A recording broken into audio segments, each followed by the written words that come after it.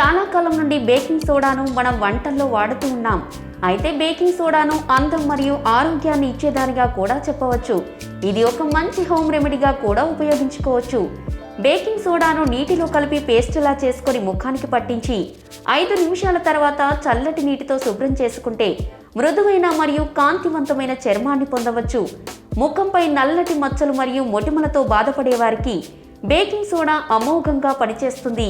ఇది స్వేద రంధ్రాలను శుభ్రం చేసి చర్మ కణాలను ఆరోగ్యంగా ఉండేలా చేస్తుంది. ఒక చిన్న టబ్లో కొంచెం బేకింగ్ సోడాను వేసి అందులో అరికాళ్లను మునిగేటట్లుగా పెట్టుకొని సుమారు 15 నుండి 20 నిమిషాల పాటు ఉంచుకోవడం ద్వారా కాళ్ల పగుళ్ల సమస్య తగ్గడమే కాకుండా మృదువైన పాదాలను పొందవచ్చు. శరీర దుర్వాసనతో బాధపడేవారు స్నానం చేసే నీటిలో కొంచెం బేకింగ్ సోడాను వేసి స్నానం చేసినట్లయితే శరీర దుర్వాసన తొలగించుకోవడమే కాకుండా రోజంతా తాజాగా ఉంటారు. బేకింగ్ సోడాతో పళ్లను బ్రష్ చేసుకోవడం ద్వారా తెల్లటి మరియు మెరిసే దంతాలను సొంతం చేసుకోవచ్చు. అంతేకాకుండా పళ్లపై ఏర్పడే గార మరియు పసుపు పచ్చని సమస్యలను తగ్గిస్తుంది. ఇది ఒక మంచి మౌత్ ఫ్రెషనర్గా కూడా పనిచేస్తుంది.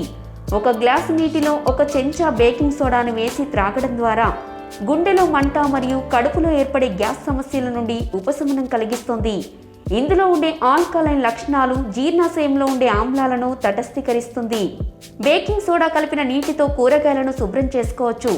ఇలా చేయడం వలన కూరగాయలపై ఉండే క్రిమి సంహారక మందులు, దుమ్ము మరియు ధూళిని తొలగించుకోవచ్చు.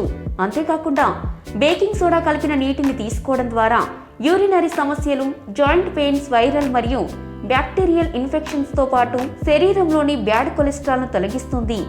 రక్తంలోని pH లెవెల్స్ కూడా కంట్రోల్ చేసే శక్తి బేకింగ్ సోడాకు ఉందని చెబుతారు. అయితే దీనిని తక్కువ పరిమాణంలో మాత్రమే వాడాలి అని నిపుణులు సూచిస్తున్నారు. వీడియో చూసినందుకు ధన్యవాదములు. ఈ వీడియో మీకు నచ్చినట్లయితే లైక్ బటన్ క్లిక్ చేయండి. మరిన్ని వీడియోలు పొందాలంటే దయచేసి సబ్స్క్రైబ్ చేయండి. మీ సూచనలు, సలహాలు తప్పక తెలియచేయండి.